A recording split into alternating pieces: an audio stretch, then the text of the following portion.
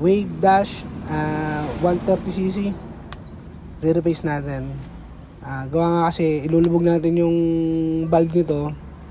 Ngayon, tabasan natin para mahabol natin yung compression. Medyo bababa kasi yung compression pagka linulubog yung valve. Para mahabol natin, tabasan natin.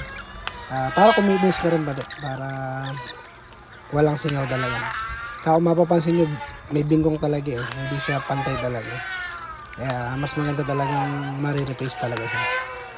Tara, panoorin natin.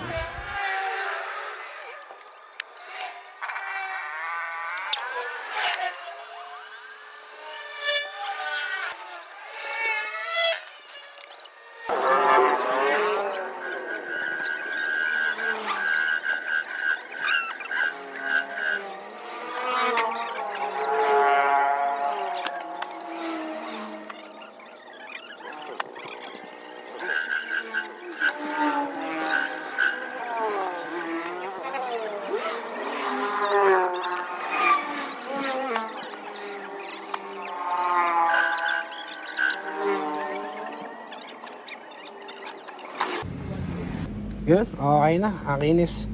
Next video natin yung lubog valve.